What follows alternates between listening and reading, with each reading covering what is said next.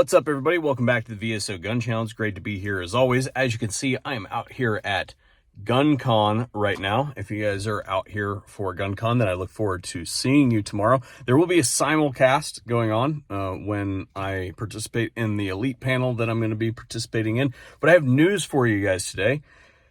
The Chevron Deference case. We're just going to call it the Raimondo case because it's got a longer name, and I don't have the ability to look at it right here in front of me.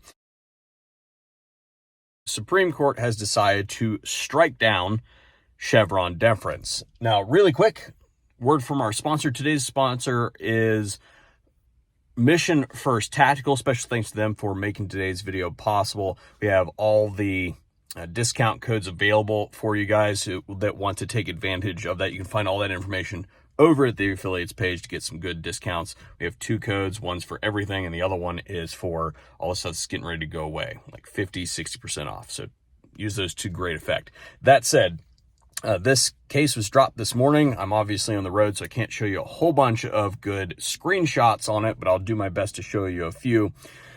Basically, for those of you who aren't tracking the Chevron case, the concept of Chevron deference is that when there's ambiguity in the law, the court defers to the regulatory agency in charge of regulating that kind of conduct. As in, Congress passed a law, didn't cover this thing or didn't specifically mention this thing. So because the regulatory agency has subject matter expertise, we're going to let them decide what should be done with it.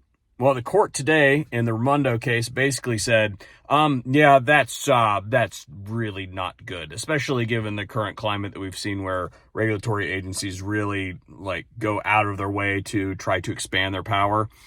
Not okay. So basically what the court said is that it is the court's job to determine what the regulation is. What does the legislation say? If it is clear-cut, then that's the end of the issue. If it is not clear-cut, then it's not the regulatory agency's job to figure out what the law actually is. It's the court's job. And if the regulatory agency wants power to do something, they can't just make it up from an ambiguous regulation. They have to go to Congress and get them to expressly give it to them. And that's the whole concept here today. So they've thrown this out. Now, here's the thing. They're not just rescinding all of the precedent that has been built over the years from this flawed doctrine from the 80s, basically. What the Supreme Court has basically said is, you're going to have to bring us new suits with this line of reasoning to get us to overturn the previous stuff. So basically what they've said is, go ahead and open the floodgates, bring us all the things that you think were decided poorly in the past, and we'll rule on them now. Now, I think one of the best things that has been said is Kagan freaked out about this and basically said, this is going to upend the law. This is going to create huge turmoil in the legal system. And I'm like, that's exactly what we want. That's what the people want, damn it. We are so sick and tired of some holier than thou, ordained, unelected bureaucracy deciding what we can and cannot do with our freedoms as American citizens. And that's the whole reason that we, particularly in the firearms space, are so interested in this, because all of the rules that you have had to be subjected to over the course of the last, well, actually, you could probably say 3 decades. Yeah, you could say 3 decades, all the way back to the 80s. Yeah, there are regulations. Yeah, they go back that far that would fall under the Chevron doctrine. Yeah. Have been instituted with the concept that, hey, we work here, so therefore we know what this stuff is. And the Supreme Court, in their decision, specifically said, yeah, are you guys really subject matter experts? We're not entirely sure that you are subject matter experts. In fact, you're probably just like political actors that are just trying to do stuff that you're your bidders ask you to do. The court always had the power, but they were lazy, and they ceded the power to the executive agencies. That is no longer the case going forward. The court's going to actually have to do the lifting. Now, this is particularly important when we're talking about the lower courts. The Supreme Court, in their opinions, said that we really haven't relied on the Chevron doctrine since back in like 2016. And we've been kind of picking it apart ever since. But because there's so much precedent that's been built since the 80s, a lot of times the lower courts are going to mistakenly use the Chevron doctrine to make their decisions or inform their decisions going forward. And so the Supreme Court ends up with a whole bunch of these things that have been hamstrung by the Chevron doctrine when that's not what the court has actually been doing. So I think that we kind of knew that this was going to go that way. All indications, particularly if you listen to the oral arguments, you tell it was kind of going that way. Right. I believe, if I remember back to my reading of the decision, Roberts penned the decision. Clarence Thomas wrote a concurring opinion.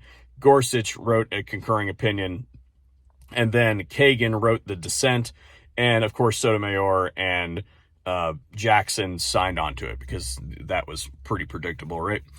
So it is 104 pages. It is quite a read. I'm almost all the way through it. I haven't gotten all the way through Gorsuch yet. So I plan to do a more thorough video on the topic when I finally get there. When I get back to the office and can show you guys all the juicy tidbits in there. But what this means is that issues that were previously somewhat unattainable because of the whole, like, well, the regulatory agency made the definition and therefore we have to kind of like stick with the definition type thing. That stuff is all in question right now. And I think particularly in the space that we care about, which is the Second Amendment space, I think that there's a lot of good work that is about to be done by organizations like Gun Owners of America, like Firearms Policy Coalition. Those dudes have to be absolutely elated right now. They are chomping at the bit, I guarantee it, to get in there and do some real damage to some of these regulations that have just been kind of sitting on the books because the deference has been given to the regulatory agency. So the status quo now, we hope anyway, is going to shift to more of the rule of lenity, which is more along the lines if instead of the regulatory agency getting the de facto kind of like subject matter expert, it's more like, hey, there's ambiguity in the law and we should probably err on the side of the plaintiff, particularly in criminal related matters. So when we're talking about Second Amendment stuff, that's a big freaking deal. Anyway, that's all I got for you guys today. I hope that you are doing well, and I plan to do a full video when I get back to the office to show you guys all the cool stuff that's in there. Thank you guys very much for tuning in, and hopefully we'll see you on another video here at the VSO Gun Channel. Send this one out because it's really important, and I think it's going to set off a new era of freedom for us in the Second Amendment space as well as across the nation. Later on, folks.